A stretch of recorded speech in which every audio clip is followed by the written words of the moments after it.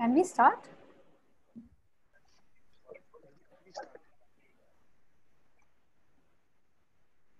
Start करो। हाँ। नमस्कार, मेरा नाम ऋतिका शंकर है। मैं नोवा आईवीएफ फर्टिलिटी द्वारा आयोजित इस वेबिनार श्रृंखला में आप लोगों का तहे दिल से स्वागत करती हूँ। नोवा आईवीएफ फर्टिलिटी बांझपन के विभिन्न पहलुओं और उपलब्ध उपचार विकल्पों के बारे में जागरूकता फैलाने के लिए 6 दिनों के एक मुफ्त वेबिनार श्रृंखला फर्टिलिटी के बारे में सब कुछ प्रस्तुत कर प्रसन्न है, जो पूर्वी भारत में अग्रणी आईवीएफ विशेषज्ञों द्वारा होस्ट किया जाएगा। चल रही कोविड-19 महामारी ने उन जोड़ों के लिए दुविधा उत्पन्न कर दी है जो गर्भ धारण करने की कोशिश कर रहे हैं। यात्रा प्रतिबंध और गहन जानकारी की कमी के कारण इन जोड़ों को अत्यधिक परेशानी का अनुभव करना पड़ रहा है। इस वेबिनार श्रृंखला के माध्यम से हमारे प्रख्यात पैनल के अनुभवी आईवीएफ विशेषज्ञ उन दंपतियों का मार्गदर्शन करेंगे जो अपनी प्रजनन यात्रा शुरू करने की योजना बना रहे हैं या जो कि अपने मातृत्व के सपने को सुरक्षित और सफलतापूर्वक पूरा करने के लिए के मार्ग पर चल रहे हैं। हमारी इस वेबिनार श्रृंखला का जो विषय है वो है आइए बांझपन के बारे में जानें, और इसको प्रस्तुत करने के लिए मैं डॉक्टर पारुल कटियार का परिचय देना चाहूँगी। डॉक्टर पारुल कटियार का नोवा आईवीएफ फर्टिलिटी में ये हमारी बहुत ही जानी मानी फर्टिलिटी स्पेशलिस्ट हैं और इनको फर्टिलिटी के इलाज के लिए 10 साल से भी ज़्यादा का अनुभव है। ये एक एक्सपर्ट लेप्रोस्कोपिक और हिस्ट्रोस्कोपिक सर्जन है और सभी तरह के ट्रीटमेंट को ये खुद से ही करती हैं। इनके बारे में मैं एक बात और बताना चाहती हूँ कि इन्होंने प्रख्यात जवाहरलाल मेडिकल कॉलेज अलीगढ़ द्वारा में इनफर्टिलिटी और लेप्रोस्कोपिक सर्जरी में हाईएस्ट ट्रेनिंग हासिल की है और पोस्ट ग्रेजुएट डिग्री भी हासिल की है। मैं डॉक्टर पारुल कटियार को ये सेशन आगे बढ़ाने के लिए आमंत्रित करती हूँ। नमस्कार, मैं डॉक्टर पारुल कटियार हूँ और जैसा ऋतिका ने बताया अभी आपको, मैं नोवा आईवीएफ फर्टिलिटी नई दिल्ली में कार्यरत आईवीएफ स्पेशलिस्ट हूँ। आज हम बात करेंगे बांझपन के बारे में। और सबसे पहले हम सबको पता है कि संसार में संतान सुख ही सबसे बड़ा सुख माना गया है और हर दंपति की ये इच्छा होती है कि उसके घर में बच्चे के किलकारियां गूंजे, परंतु यह सुख से कुछ दंपति वंचित रह जाते हैं और इन्हीं दंपतियों के बारे में आज हम बात करेंगे। यदि कोई दंपति 1 साल तक लगातार प्रयास करने के बाद भी गर्भ धारण करने में असमर्थ है तो उसको इनफर्टाइल या उनकी परेशानी को बांझपन या निसंतानता कहते हैं।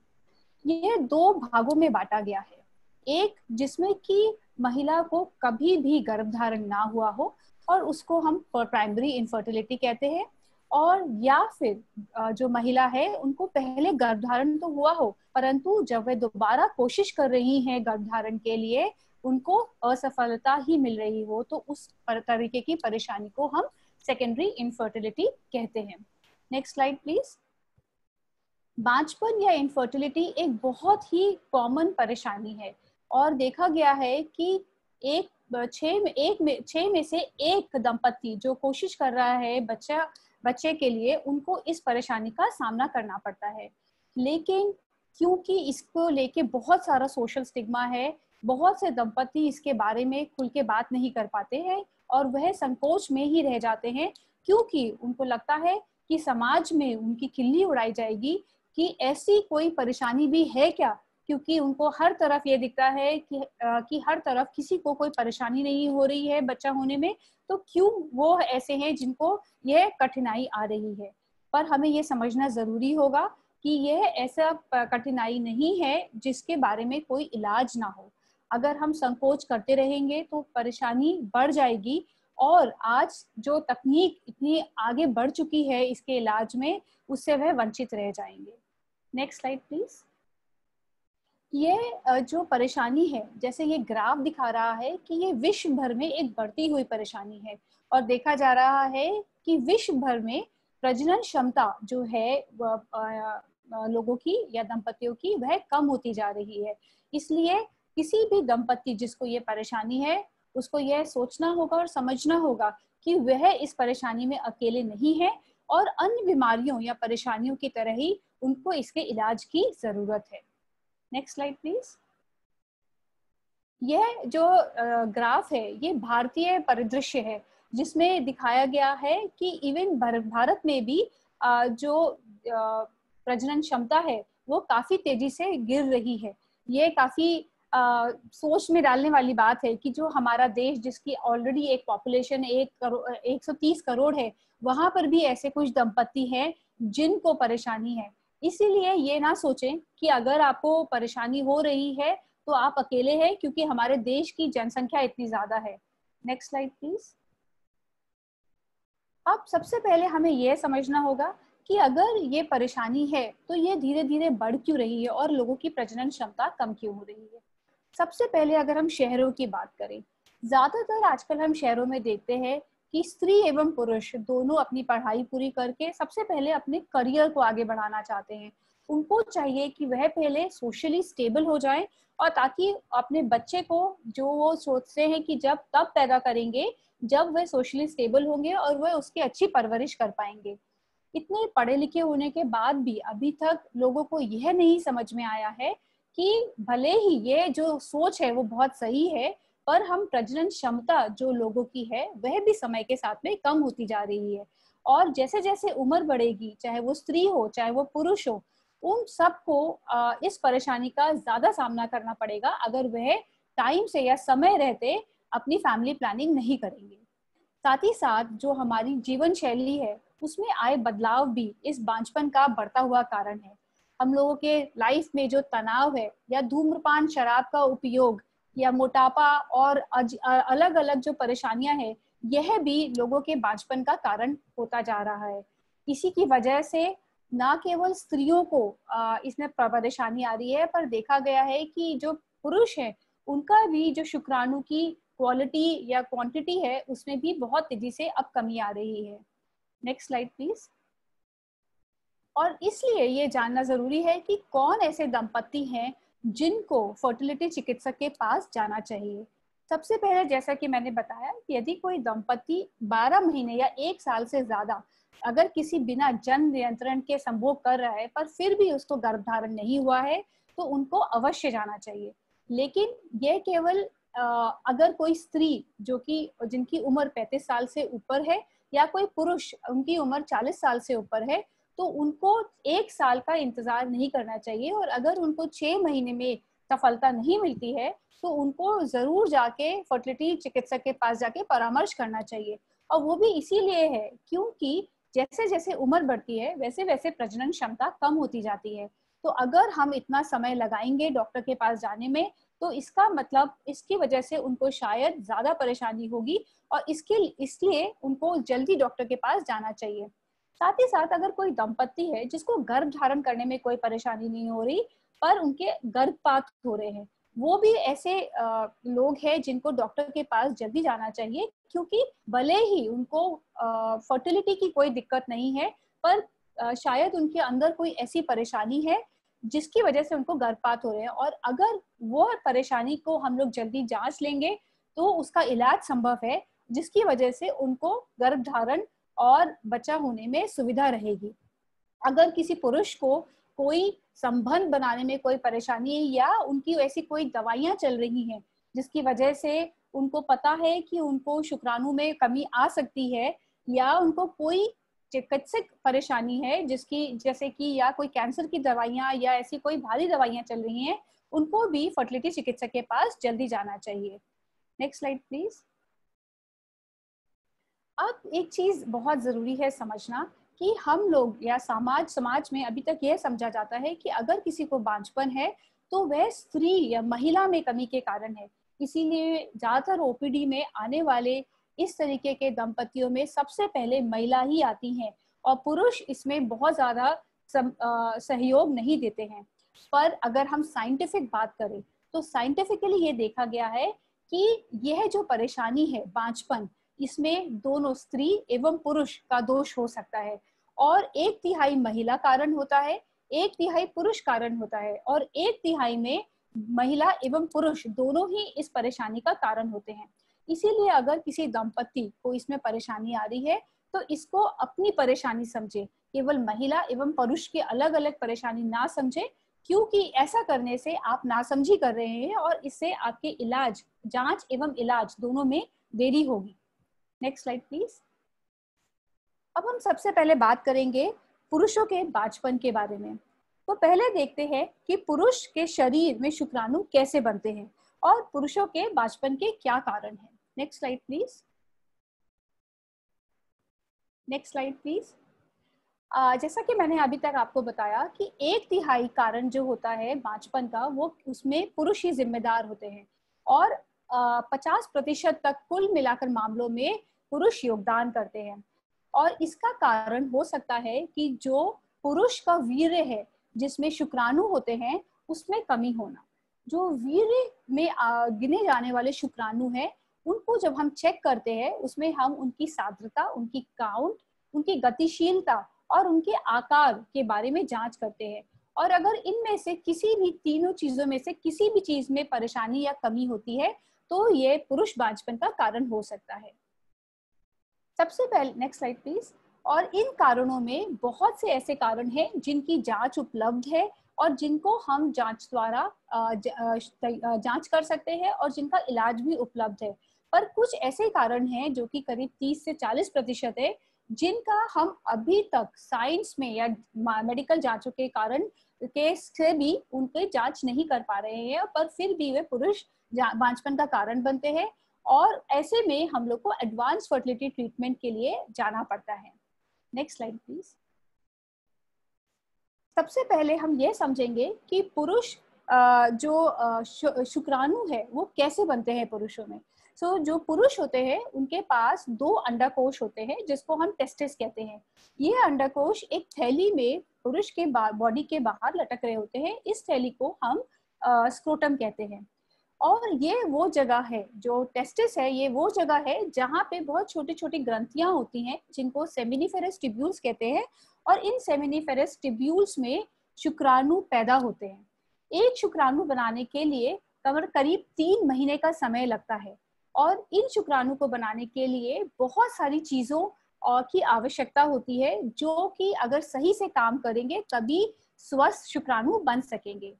सबसे पहले हम उन हार्मोन्स के बारे में बात करेंगे जो कि हमारे जो पुरुषों के दिमाग से निकलते हैं और उससे आने वाले हार्मोन, जो इसको मेनली FSH और LH कहते हैं। ये FSH और LH हार्मोन के स्राव जो जरूरी होता है इन ग्रंथियों पे या इन अंडकोशों पे काम करने के लिए।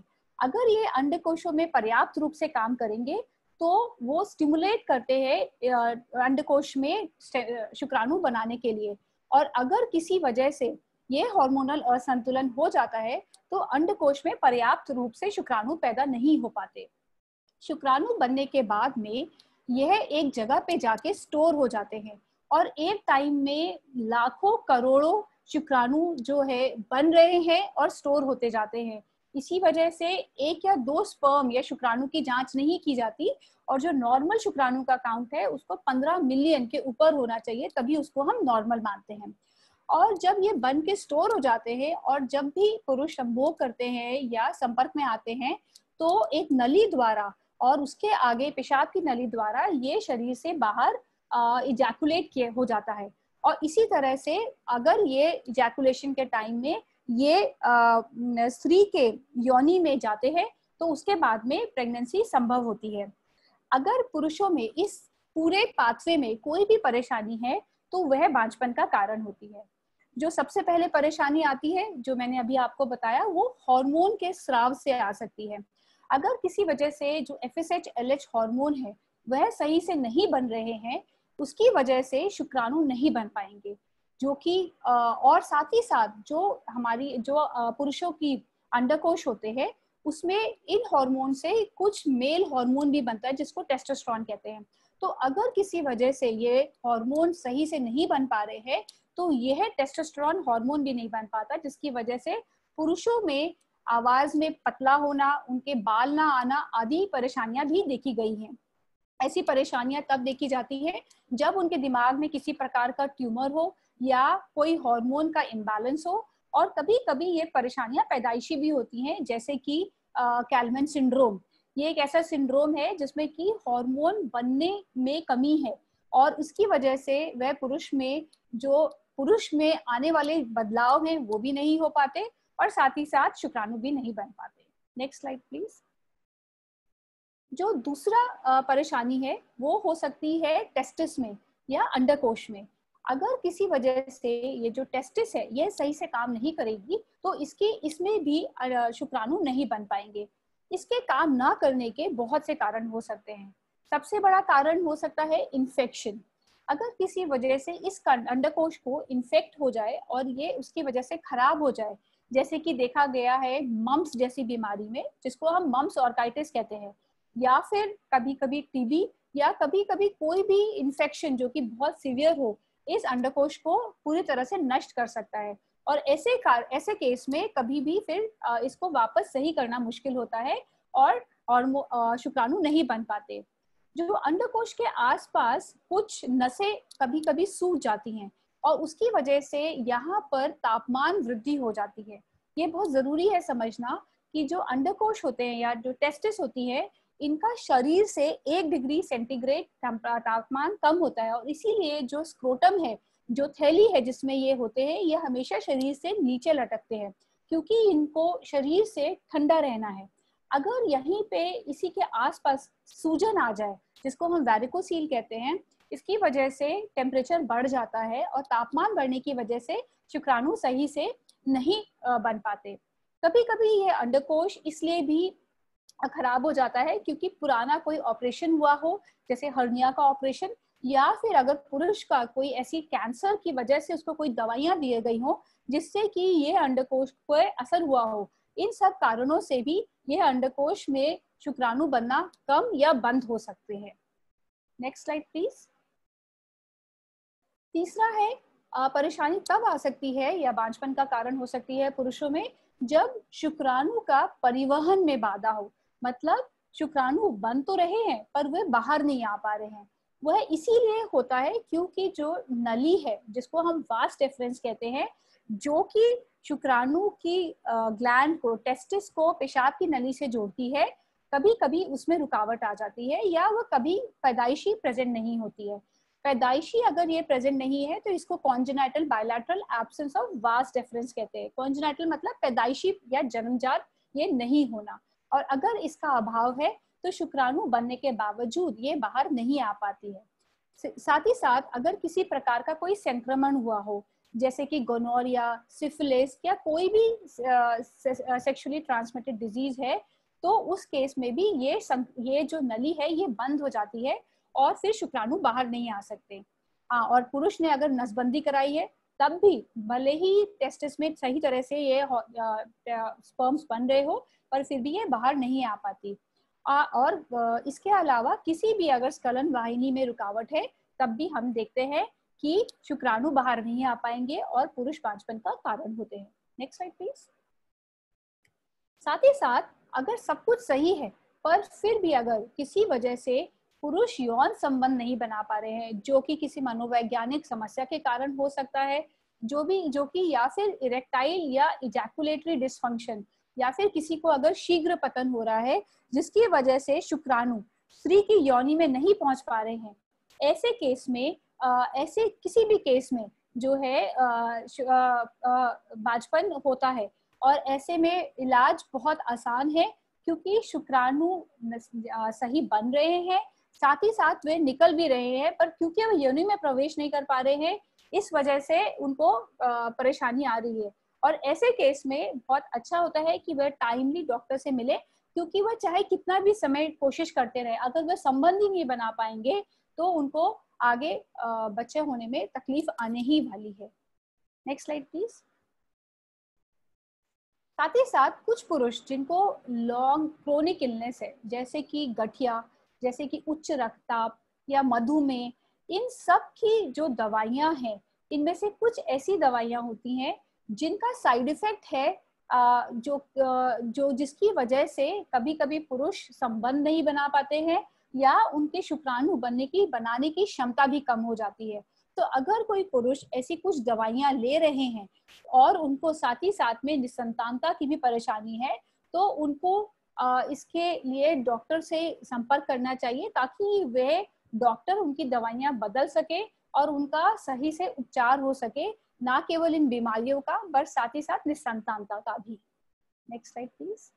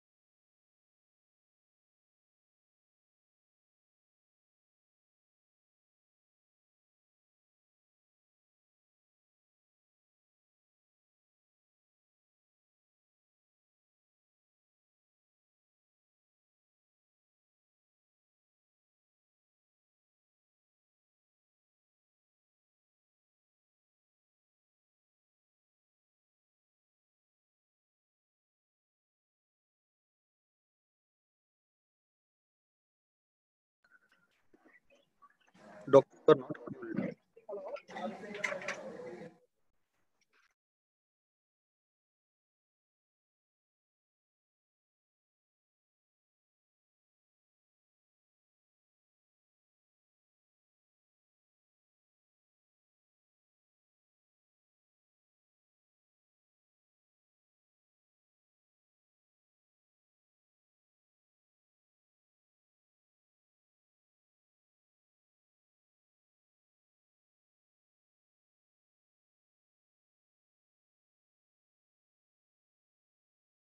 Hello hello. Doctor, you are audible now. You can speak. या आई एम सॉरी। सो जैसे हम सॉरी इसके लिए जो परेशानी आई, हम बात कर रहे थे पुरुष निसंतानता के बारे में, और इसके बारे में हम बात कर रहे थे जो हमारी जीवन शैली है उससे आने वाली परेशानियों के बारे में।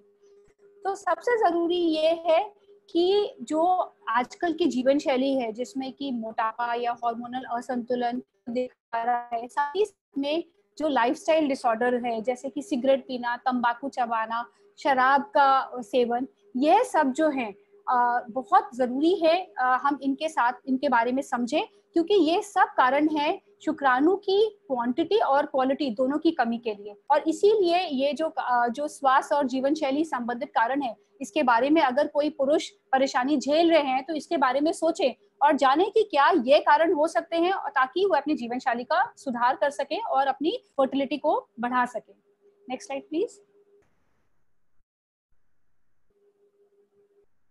और आजकल जो कि हम बहुत देख रहे हैं कि पोल्यूशन या पर्यावरण जो इतना खराब हो चुका है, इसके कारण भी बहुत लोगों को तकलीफ हो रही है, क्योंकि पर्यावरण में जो तत्व हैं, जो हेल्दी तत्व हैं, वो धीरे धीरे कम होते जा रहे हैं। और हम इसके साथ देखते हैं कि जो कंपाउंड्स है या जो PM 2.5 जो केमिकल्स हैं वो बढ़ते जा रहे हैं। साथ ही साथ जो काम कर रहे हैं हम औद्योगिक रसायन, कीटनाशक हैं, जो कार्बनिक सॉल्वेंट्स हैं, वो सब बहुत सारे हैं। ऐसी चीजें आ गई हैं जो कि शुक्राणु की क्वालिटी को खराब करती हैं, और इसकी वजह से हमें ध्यान रखना होगा कि अगर ये सब काम हम किसी इंडस्ट्री में ऐसा किसी काम कर रहे हैं तो वे सब भी कारण हो सकते हैं पुरुष के बांझपन का।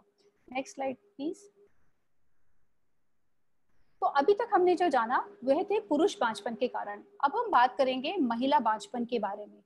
सबसे पहले यह समझना बहुत जरूरी है, जो मैंने पहले भी बोला, कि बांझपन में केवल हमेशा महिला जिम्मेदार नहीं होती है, और 30 से 50% केसेस में पुरुष हैं जो इसके जिम्मेदार हैं। लेकिन जो 30 से 50% कारण जो महिलाओं के कारण होते हैं या महिला बांझपन के कारण होते हैं, हम उनके बारे में अब बात करेंगे। Next slide please. सबसे पहले यह समझना होगा कि स्वाभाविक रूप से गर्भवती होने के लिए एक महिला को क्या चाहिए। एक महिला के पास 2 अंडकोश होते हैं जिसको हम ओवरी कहते हैं। यह अंडकोश वह जगह है जहाँ पे अंडाणु या अंडे होते हैं। हर स्त्री में जो अंडे होते हैं वो पैदाइशी होते हैं, और जब एक लड़की अपने माँ के गर्भ में होती है वह अंडे उसी समय उस ओवरी या अंडकोश में आ जाते हैं। ये जो नंबर है इन अंडाणुओं का, ये एक फिक्स नंबर है, और धीरे धीरे प्रति माह इसी में से एक अंडा फूटता है तैयार होके, और ये फूट के फैलोपियन ट्यूब्स में आता है। हर महीने जरूरी नहीं है कि एक ही तरफ से जो अंडा हो वह फूटे। अंडा कभी लेफ्ट कभी राइट तरफ से फूटता है, और इसीलिए जो अंडकोश को गर्भ से जोड़ती है उस ट्यूब को हम फैलोपियन ट्यूब कहते हैं। फैलोपियन ट्यूब वह जगह है जो जहाँ पे अंडकोश जहाँ पे अंडा अंडकोश से फूटने के बाद आता है, और वहीं पे भ्रूण बनता है। मतलब जहाँ पे वह शुक्राणु से मिलके फर्टिलाइज होता है और भ्रूण बनता है, और उसके बाद में वह स्त्री के गर्भाशय में आता है। गर्भाशय वह मिट्टी है या वह जमीन है जहाँ पे यह बीज उगता है, और यह बीज जो है एक बच्चे के रूप में जन्म लेता है। तो अगर किसी औरत को इनमें से किसी भी जगह पे कोई परेशानी आती है तो है उसको बांझपन हो सकता है। Next slide please. तो सबसे पहले हम बात करेंगे बांझपन के 3 कारणों के बारे में। अगर महिला बांझपन के बारे में जैसे मैंने बताया कि अगर अंडाशय में कोई परेशानी है, या कोई ट्यूब में परेशानी है, या कोई गर्भाशय में कोई परेशानी है, तो हम इन कारणों को ढूंढ सकते हैं। लेकिन देखा गया है कि 30% महिलाओं में इनमें से कोई भी परेशानी नहीं होती, पर सब रिपोर्ट नॉर्मल आती है, पर फिर भी उनको प्रेगनेंसी होने में या गर्भ धारण करने में तकलीफ होती है। इन कारणों को हम अनएक्सप्लेन या अस्पष्टीकृत कारण कहते हैं, और ये कारण जो है अभी तक शायद इनके लिए कोई जांच नहीं बनी है। इसकी वजह से हमारे पास इनको डायग्नोज करने के लिए अभी कोई भी तकनीक उपलब्ध नहीं है। सबसे पहले हम बात करेंगे अंडकोश में या अंडाशय में आने वाली परेशानियों के बारे में। Next slide please. अगर हम अंडाशय की बात करें, जैसा मैंने आपको बताया कि जो अंडाशय होता है उसमें सारे अंडे होते हैं। यह जो अंडाशय या अंडकोश होते हैं, इसमें जो अंडे होते हैं ये बहुत ही सूक्ष्म होते हैं, और इनको हम किसी भी तरह से बिना निकाले हुए नहीं देख सकते। इनके बाहर एक थैली होती है जिसको फॉलिकल कहा जाता है, और जब हम लोगों की जांच करते हैं अल्ट्रासाउंड द्वारा या किसी भी द्वारा, तो हम इस थैली के साइज को नापते हैं, और हम ये इससे अनुमान लगाते हैं कि उसमें बढ़ता हुआ अंडा होगा, और वह अंडा किस अच्छी क्वालिटी का होगा, और वो कब उस थैली में से फूट के तैयार होगा। अब कभी कभी या तो इस अंडे में की ग्रोथ में या बढ़ने में तकलीफ हो सकती है, या फिर ये जो अंडा है ये कि इसकी क्वालिटी में कोई तकलीफ हो सकती है। तो हम इन दोनों कारणों के बारे में और जानेंगे ताकि हम समझ सके कि ये किस तरीके की परेशानियां होती हैं। Next slide please. तो जो डिंब ग्रंथि है, इसके जो हमने बताया कि ये जो अंडाशय है या अंडकोश है, इसमें धीरे धीरे ओवरी में अंडे समय के साथ कम होते जा रहे हैं, और यह बहुत जरूरी है समझना उन लोगों के लिए जो कि अभी 30, 32 या 35 साल की उम्र पे है और उन्होंने अभी तक प्रेगनेंसी के बारे में नहीं सोचा है। क्योंकि देखा यह गया है कि अगर 35 साल के ऊपर जो अंडे कोश में अंडे की मात्रा बहुत तेजी से गिरने लगती है। ये मात्रा न केवल गिरती है लेकिन साथ ही साथ में इसकी गुणवत्ता में भी गिरावट आती जाती है, और इसी कारण जो स्त्री है उसकी गर्भवती होने की जो प्राकृतिक क्षमता है वह धीरे धीरे कम होती जाती है। जो भी स्त्री अभी इस बारे में सोच रहे हैं और वह 30 साल के ऊपर के हैं, उनको इस चीज को हमेशा ध्यान में रखना होगा कि इसको वह असीमित समय तक पोस्टपोन नहीं कर सकते, क्योंकि अगर वह ऐसा करेंगे जब वह तैयार होंगे तब उनके अंडे तब तक खत्म हो गए होंगे या उनकी क्वालिटी इतनी खराब हो गई होगी कि वह अपने अंडे से गर्भ धारण नहीं कर पाएंगे। Next slide please. इसके अलावा जो परेशानियां बहुत कॉमन है उसमें से है जिसकी वजह से अंडे तो हैं पर अंडे बाहर निकल नहीं पाते या अंडे टाइम से बढ़ नहीं पाते, उसमें सबसे जरूरी जो और सबसे महत्वपूर्ण कारण है वो पीसीओएस है। पॉलीसिस्टिक ओवेरियन सिंड्रोम जो अंडे ना फूटने का बहुत बड़ा कारण है। ये एक कंडीशन है जिसमें कि हार्मोनल इम्बैलेंस होता है, जिसकी वजह से जो ओवरी है उसमें अंडे होने के बावजूद वह अंडे टाइम से नहीं बढ़ पाते, और ये अंडे टाइम से नहीं बढ़ पाते हैं और ना ही फूट पाते हैं, जिसकी वजह से स्त्री को मासिकता में अनियमितता आती है और भी बहुत सारी हार्मोनल इम्बैलेंस आती है जिनके बारे में हम बात करेंगे। इसके अलावा यदि किसी स्त्री को थायराइड की या हार्मोन्स की जैसे कि प्रोलैक्टिन की कोई परेशानी है तो उस केस में भी अंडकोश से या ओवरी से अंडे टाइम से नहीं बन पाते, और अगर हम इसका इलाज सही से करें तो बहुत सी ऐसी स्त्रियों को बिना किसी इलाज के जो कि ट्रीटमेंट फर्टिलिटी ट्रीटमेंट के बिना ही प्रेगनेंसी हो जाती है। एक चीज है जो कि बहुत महत्वपूर्ण है आजकल के केसेस में, क्योंकि हम लोग इसको बहुत देख रहे हैं, वो ये है कि समय से पहले ही डिंब ग्रंथि या ओवरी में फेलियर हो जाना, मतलब समय से पहले ही अंडे खत्म हो जाना। जो अंडे है धीरे धीरे धीरे नष्ट होते जाते हैं और खत्म होते जाते हैं, और मीनोपॉज का जो टाइम है जो कि 45 साल के ऊपर है नेचुरल केस में, वह टाइम होता है जब तक कि हर स्त्री के अंदर कुछ अंडे होने चाहिए जो कि समय के साथ तैयार होकर फूटेंगे, जिससे कि महिला को पीरियड्स आते रहे और उनको प्रेगनेंसी का चांस रहे। पर आजकल देखा गया है कि बहुत ही कम उम्र की महिलाओं को मेनोपॉज हो जाता है, जिसको हम प्रीमेच्योर ओवेरियन फेलियर कहते हैं। उस केस में बिना किसी कारण के या बिना किसी रोग के स्त्रियों को महीना आना बंद हो जाता है, क्योंकि उनके अंडे बनने बंद हो गए, और अब किसी भी तरह से हम उन अंडों को वापस रीजेनरेट नहीं कर सकते या उनको वापस ग्रो करना असंभव होता है। और यह कारण बहुत बड़ा कारण होता है। और अगर किसी स्त्री को मासिक धर्म में परेशानी आ रही हो या उनका मासिक धर्म समय से पहले ही खत्म हो गया हो तो कृपया करके इसके लिए डॉक्टर से जरूर मिलें।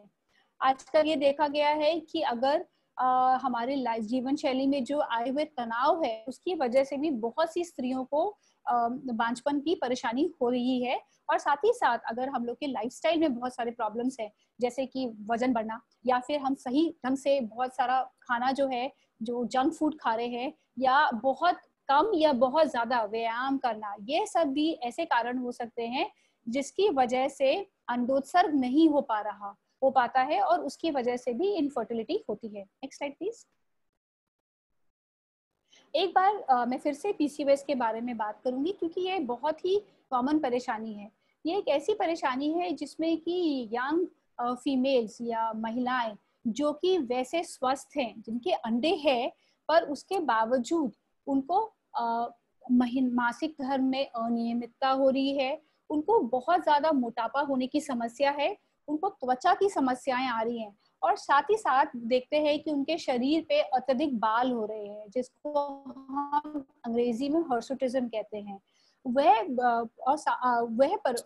जो स्त्री है या महिलाएं हैं उनको इसके साथ में इनफर्टिलिटी और बांझपन की भी समस्या देखी गई है। और इस समस्या में यह देखा गया है कि उनके जो स्त्री है उनको बहुत हार्मोनल इम्बैलेंस है, जिसकी वजह से जो अंडे हैं वो टाइम से ना ही बढ़ते हैं और ना ही फूटते हैं।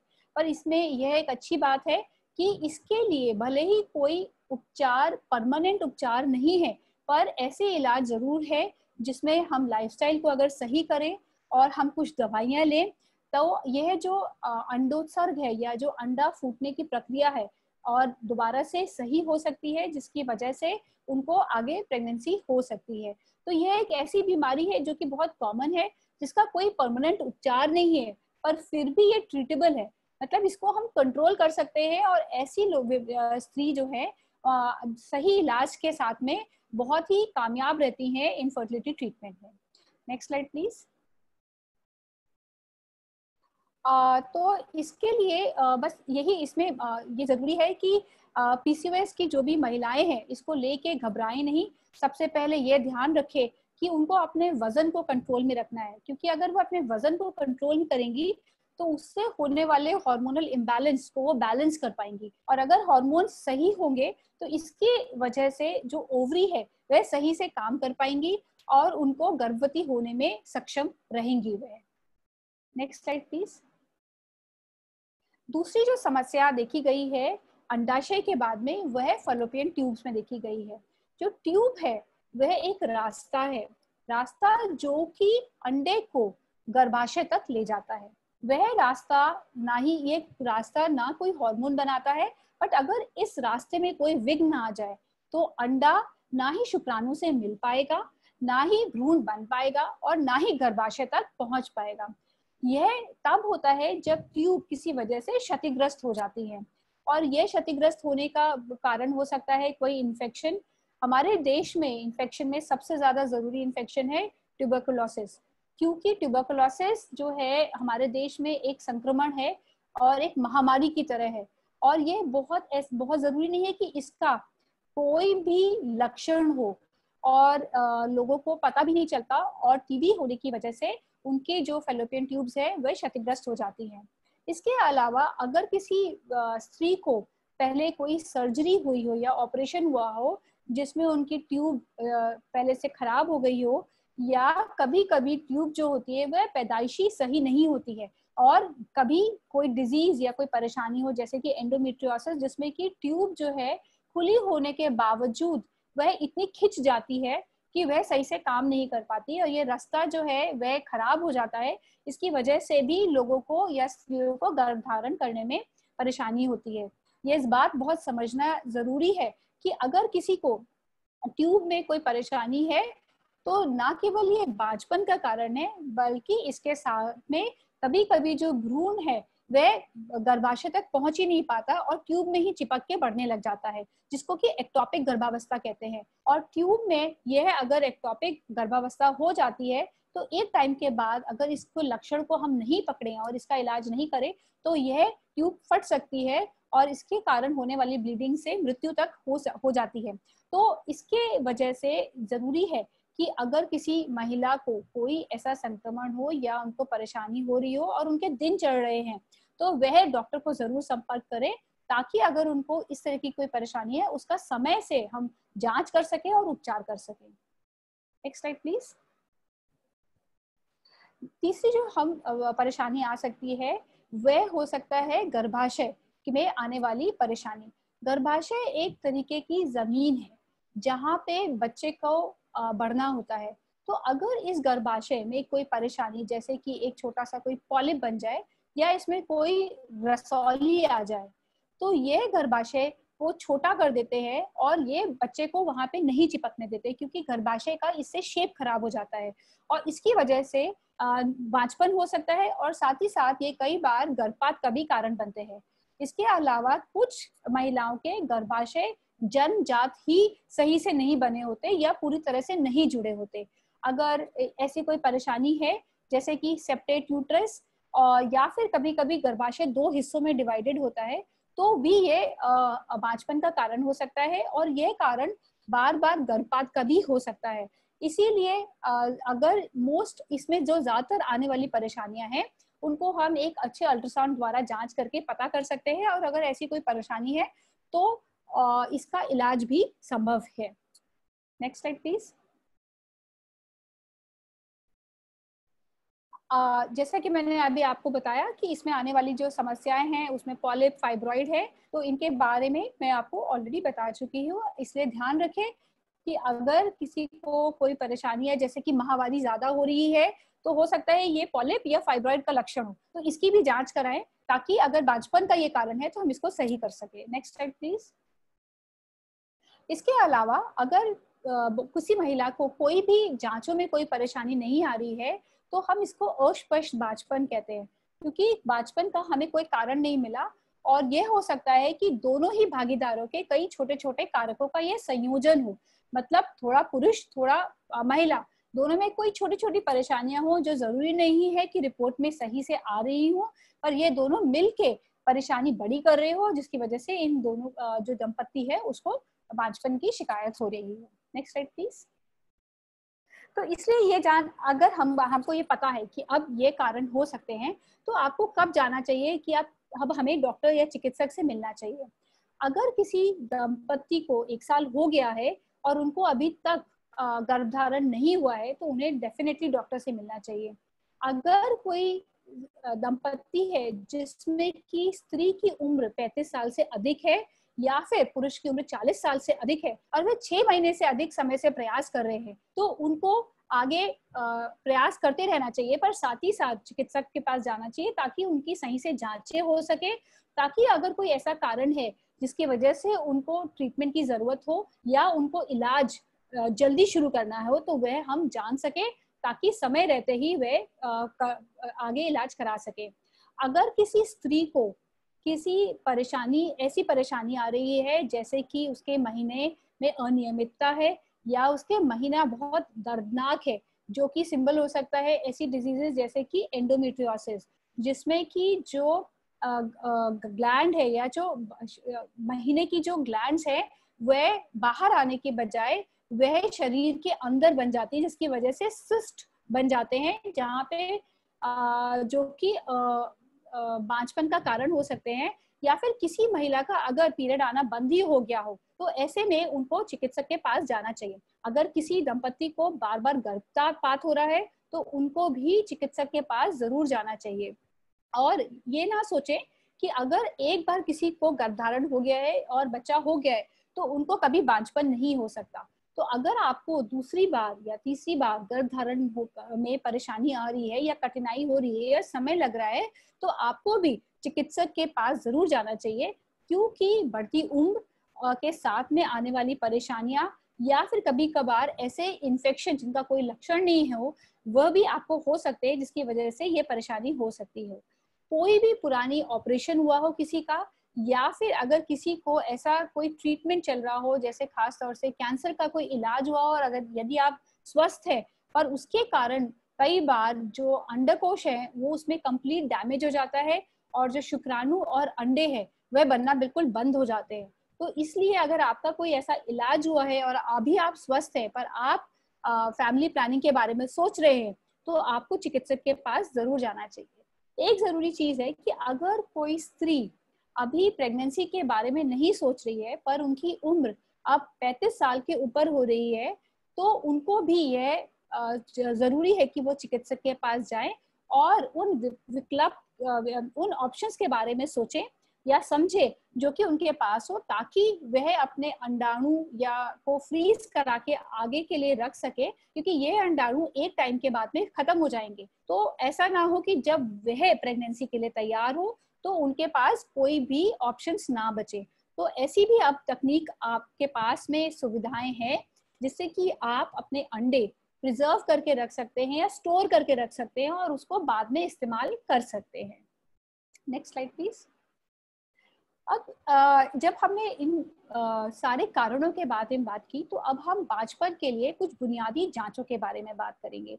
हम जांचें बहुत बुनियादी रखेंगे ताकि आप ये समझ सके कि वो कौन से 4-5 टेस्ट हैं या जांचें हैं जो कि आप अगर कराएंगे तो आपको काफी हद तक ये समझ में आ पाएगा कि परेशानी कहाँ पर है और इस परेशानी का क्या इलाज हो सकता है।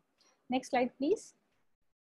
सबसे पहले यह समझना बहुत जरूरी है कि किसी भी इलाज से पहले एक प्रॉपर हिस्ट्री या और एग्जामिनेशन मतलब इतिहास और साथ ही साथ जांच का बहुत बड़ा रोल होता है। तो सबसे पहले जब भी आप डॉक्टर के पास जाएंगे तो वो आपकी एक डिटेल हिस्ट्री और इतिहास के बारे में जानेंगे। कृपया करके अपने डॉक्टर से कुछ ना छुपाएं, यह बहुत, क्योंकि अगर आप उनको कुछ छुपाएंगे तो हो सकता है कुछ ऐसे पॉइंट मिस हो जाएं जिसकी वजह से आपका सही उपचार ना हो पाए या फिर आपका उपचार शुरू करने में आपको देरी हो। इसमें आपको उन सब चीजों के बारे में बताना है, जैसे कि आपकी कोई धूम्रपान की हिस्ट्री है, आप शराब देते हैं, आपकी सही उम्र क्या है, यदि आपने कोई ड्रग्स पहले ली हैं या आपको पहले कभी किसी वक्त गर्भधारण हुआ तो नहीं।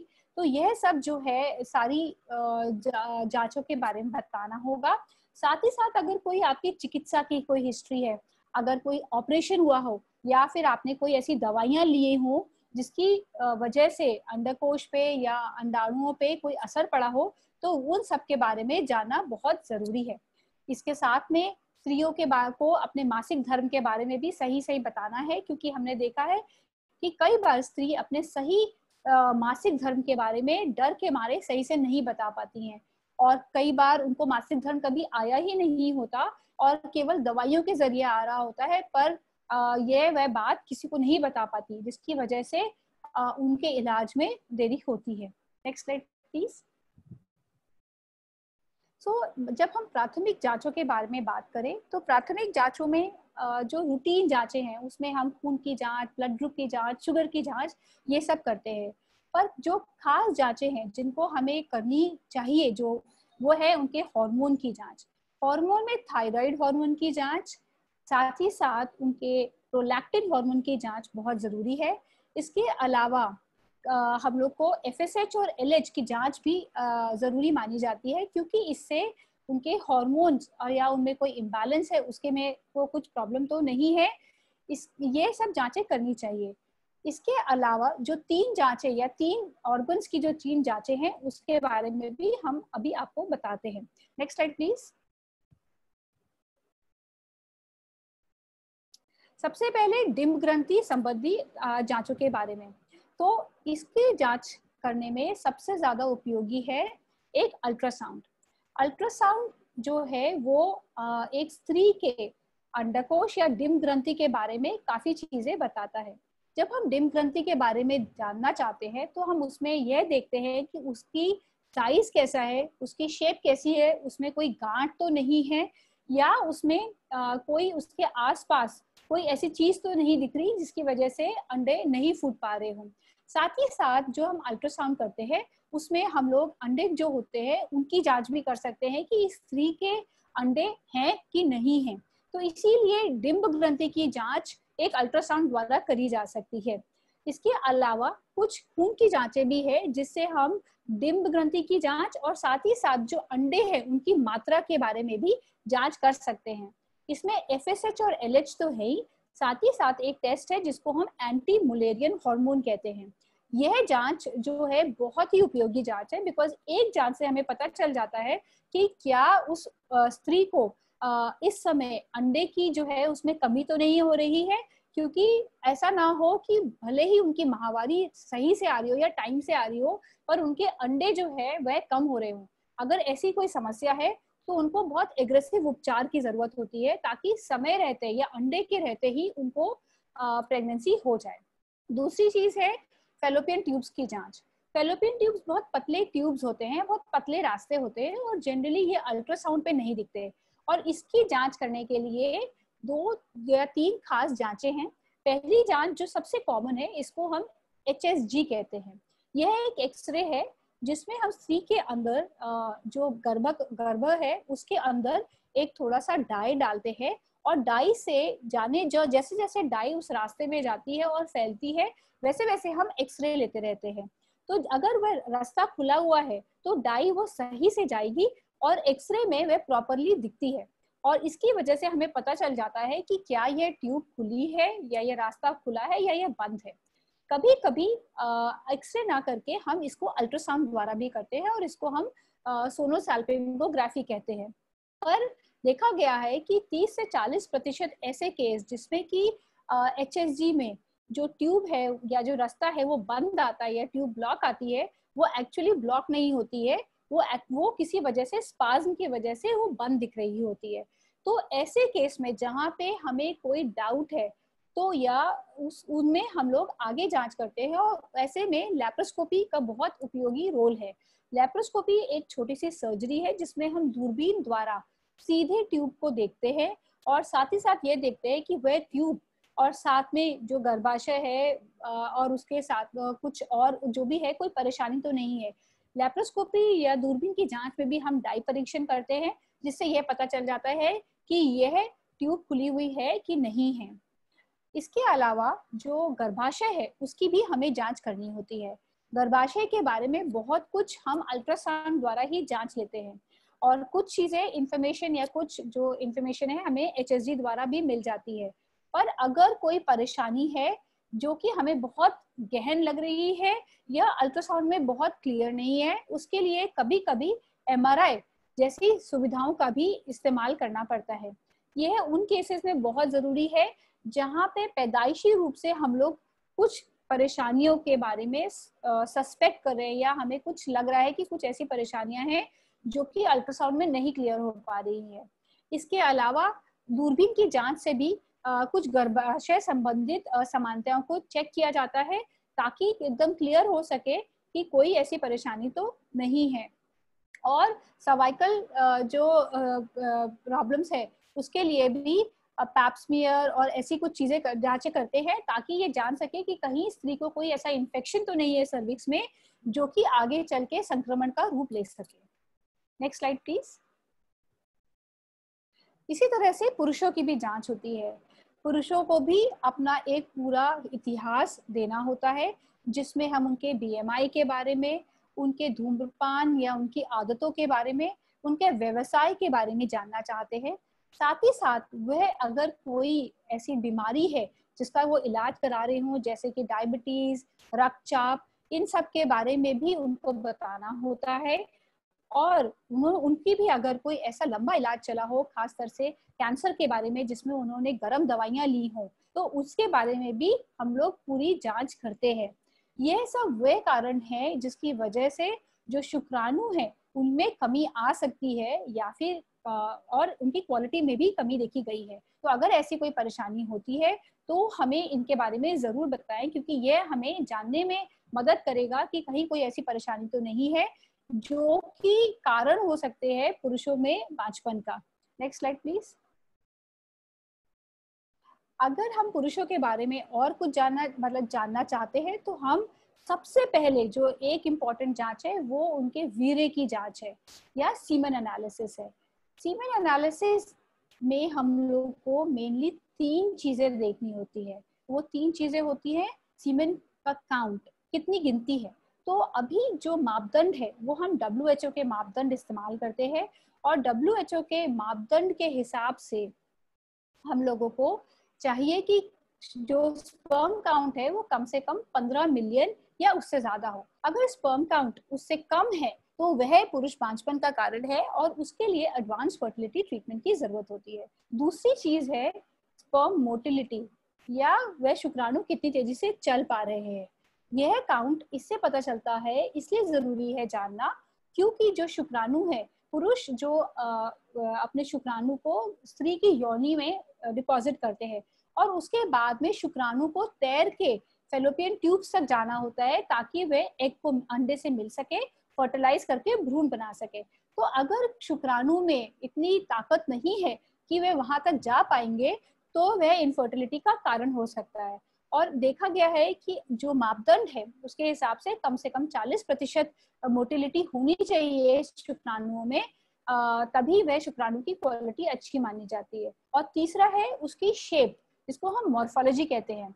अगर किसी पुरुष के शुक्राणु में मॉर्फोलॉजी खराब है इसका मतलब वह शुक्राणु अबनॉर्मल है। तो अगर वह शुक्राणु अबनॉर्मल होंगे तो उनमें भी परेशानी हो सकती है क्योंकि वह स्पर्म अंडाणु को फर्टिलाइज नहीं कर पाएंगे और भ्रूण नहीं बन पाएगा, या फिर अगर भ्रूण बना तो गर्भपात होने का बहुत हाई चांस होता है। तो जो भी हम जांचें कर रहे हैं, जो शारीरिक जांच कर रहे हैं, जो भी हम हार्मोन की जांच कर रहे हैं, इन सबसे पहले हमें शुक्राणु की जांच करनी होती है। और शुक्राणु की जांच से हमें ये पता चलता है कि क्या कोई ऐसा कारण है जो कि हमें बांझपन के कारण हो सकता है। Next slide please. Next slide please. तो यही जो अभी मैंने आपको बताया कि जो वीर्य का विश्लेषण है ये पुरुषों में सबसे ज्यादा जरूरी है। इसके अलावा आजकल ऐसे भी जांच आ गई हैं जिससे कि हम शुक्राणु की अंदरूनी क्षमता के बारे में जान सके। जैसा कि हमने बताया कि शुक्राणु की जो क्वालिटी है वो धीरे धीरे गिर रही है। ये पर्यावरण की खराबी की वजह से, हमारे लाइफस्टाइल की खराबी की वजह से, हमारे जो लाइफ है उसमें तनाव की वजह से, या फिर कई बार जो हम काम कर रहे हैं उसकी वजह से, या जो धूम्रपान, शराब वगैरह का सेवन है, इस सब की वजह से भी जो शुक्राणु है उसकी सेहत बहुत खराब होती जा रही है। तो कई बार जो वीर्य विश्लेषण है वह नॉर्मल आता है, पर उसके बावजूद जो शुक्राणु है उसको फर्टिलाइज करने की क्षमता बहुत कम हो जाती है। और वह इसलिए होता है कि उसके अंदर जो DNA होता है वह काफी हद तक डैमेज हो जाता है। और इसके लिए भी अब जांचें आ गई हैं। तो जहां पर भी किसी पुरुष के इतिहास में ऐसे कोई रिस्क फैक्टर है तो हम आजकल उनको वह जांच जिसको हम डीएनए फ्रेगमेंटेशन टेस्टिंग भी कहते हैं वह भी एडवाइस करी जाती है, वह भी करने को कहते हैं, ताकि हम ये जान सकें कि कहीं ऐसा तो नहीं कि शुक्राणु देखने में सही होने के बावजूद उनकी अंदरूनी जो सेहत है वह बहुत खराब हो रही है। Next slide please. तो जैसे कि मैंने अभी आपको बताया कि ये सब वह जांचें हैं, अगर हमें कोई भी शुक्राणु में कमी आती है तो उसके बाद में हम लोग आगे की भी जांचें करते हैं ताकि हम जान सके कि क्या कोई हार्मोनल कॉज है, जिसमें कि हम थायराइड की जांच, प्रोजेस्टेरॉन की जांच, प्रोलैक्टिन की जांच, टेस्टोस्टेरोन की जांच, साथ ही साथ हम यह जांच भी करते हैं कि अल्ट्रासाउंड करके देखते हैं कि कोई आसपास सूजन तो नहीं आ रही है, या जो टेस्टिस है वो किसी वजह से छोटी तो नहीं हो गई है। और इन सब मापदंड से हम ये कोशिश करते हैं ताकि जान सके कि कोई ऐसा कारण तो नहीं है जिसकी वजह से शुक्राणु में परेशानी है या पुरुष बांझपन हो रहा हो। Next slide please. Next slide please. धन्यवाद।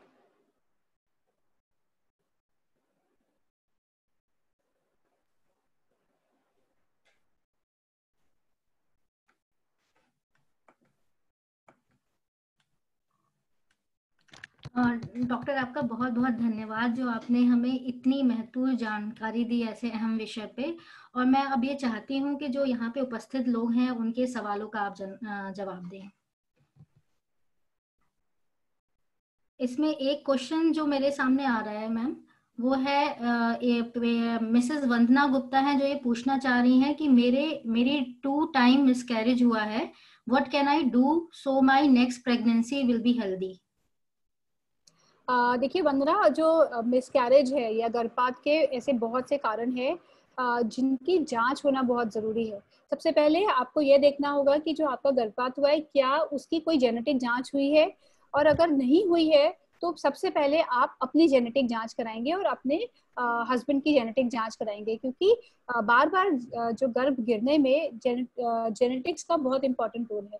उसके अलावा हमें यह भी जानना बहुत जरूरी होगा कि किसी वजह से क्या आपका जो शरीर है वह प्रेगनेंसी को रिजेक्ट तो नहीं कर रहा है। इसको हम इम्यूनोलॉजिकल इनफर्टिलिटी कहते हैं, और इसमें सबसे ज्यादा जरूरी जो है वो एंटीफॉस्फोलिपिड टेस्टिंग होती है, जिसको कि करके हम लोग ये जांच कोशिश करते हैं जानने के लिए कि कहीं ऐसी कोई कारण तो नहीं है जो कि प्रेगनेंसी को रिजेक्ट कर रहा है, और इसके लिए अब इलाज भी है। तो अगर आपको बार बार मिसकैरेज हो रहा है तो सबसे पहले आप प्रॉपर टेस्टिंग कराएं, और टेस्टिंग से आपको बहुत चांसेस हैं कि ये पता चल पाएगा कि क्या प्रॉब्लम है, और उसके हिसाब से ही और उन्हीं रिपोर्ट्स के बेसिस पे आप आगे अपना ट्रीटमेंट करा सकते हैं।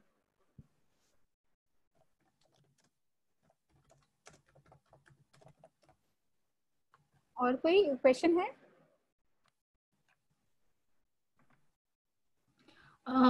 एक क्वेश्चन है मैम, ये पूछा है रोमशा जी ने, is genetic testing available in your centres and where they are available. Yes, genetic testing जो है वो हमारे सेंटर में अवेलेबल है, और ये नोवा के सभी सेंटर्स में आप जहाँ पर भी हैं आप डेफिनेटली जाके आप ये टेस्टिंग करा सकते हैं।